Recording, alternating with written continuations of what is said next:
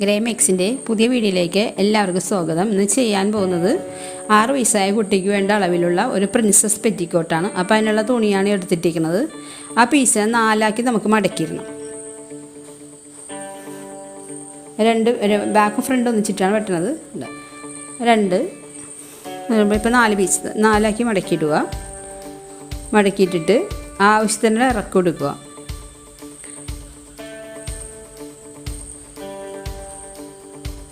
നമുക്ക് 26 ഇഞ്ച് ഇറക്കി കൊടുക്കുക. അത് അടയാളപ്പെടുത്തിയില്ല.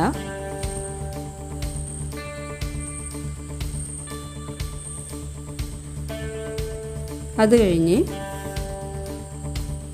കഴുത്ത് വീതി അടയാളപ്പെടുത്താം.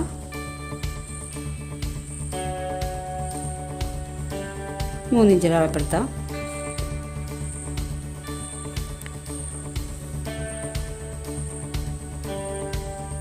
ഇനി നെക്കിൻ്റെ താഴ്ച ബാക്ക് ഫ്രണ്ട് ഒരേപോലെ തന്നെയാണ് കട്ട് ചെയ്യണത്. ഒരു 4 ഇഞ്ച് അടയാളപ്പെടുത്തിയിട്ട് ഷേപ്പ് ചെയ്തെടുക്കാം.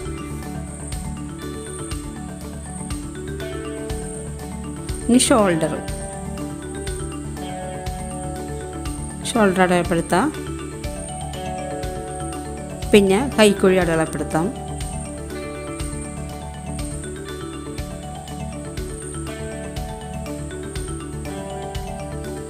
ഇനി ചെസ്റ്റ് അളവ് അടയാളപ്പെടുത്തണം. സ്റ്റിച്ചിങ് കൂടി 8 ഇഞ്ച്. സാധാരണ പെറ്റിക്കോട്ട് അടയാളപ്പെടുത്തുമ്പോൾ 4 ഇഞ്ച് ലൂസ് മതി. സ്റ്റിച്ചിങ് 2 ഇഞ്ച്, അങ്ങനെ മൊത്തം 6 ഇഞ്ചാണ് കൂട്ടേണ്ടത്. ഇനി അരവരെയുള്ള നീളം അടയാളപ്പെടുത്താം. അതിന് നമ്മൾ ടക്ക് ഇടണതുകൊണ്ട് 1, 2 വണ്ണനുസരിച്ച് ഷേപ്പ് ചെയ്താൽ മതി.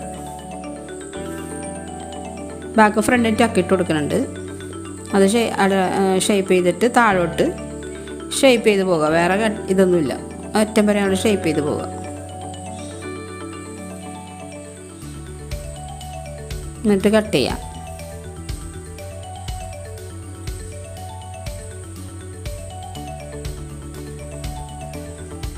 കൈക്കുഴി ഷേപ്പ് ചെയ്യണം കേട്ടോ, വരച്ചിടണം ആദ്യം.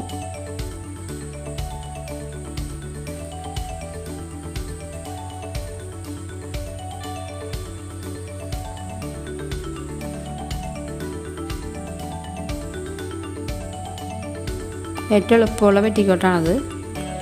ചുരിദാറിന് വേണ്ടി നമുക്ക് ഇങ്ങനെ തന്നെ ഉപയോഗിക്കാം. വലിയ കുട്ടികൾക്കുള്ളത് ലൈനിങ് ഇടാത്ത ചുരിദാറാണെങ്കിൽ ലൈനിങ്ങിന് വരെ ഇത് ഇങ്ങനെ ചെയ്തെടുത്താൽ മതി. ഇപ്പോൾ ബാക്ക് ഫ്രണ്ടുമായി. ഇനി അതിൻ്റെ ഉൾഭാഗത്ത് നല്ല ഷേപ്പ് കിട്ടാൻ വേണ്ടി ടക്ക് അടയാളപ്പെടുത്താം. അത് കൈക്കുഴിയിൽ നിന്ന് ഒരു 3 ഇഞ്ച് താഴ്ചയിട്ടെടുത്തിട്ട് അടയാളപ്പെടുത്തിയാൽ മതി. 2 ഭാഗത്തും ഒരേ അളവിൽ തന്നെ അടയാളപ്പെടുത്തുക.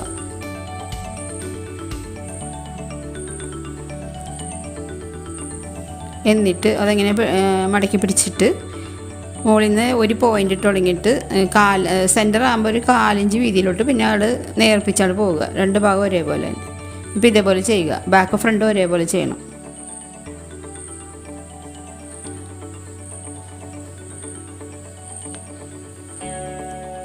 അത് കഴിഞ്ഞ് ബാക്ക് ഫ്രണ്ട് ഒരുപോലെ ചെയ്ത് കഴിഞ്ഞിട്ട് പിന്നെ നമുക്ക് ഷോൾഡർ തമ്മിൽ യോജിപ്പിക്കണം.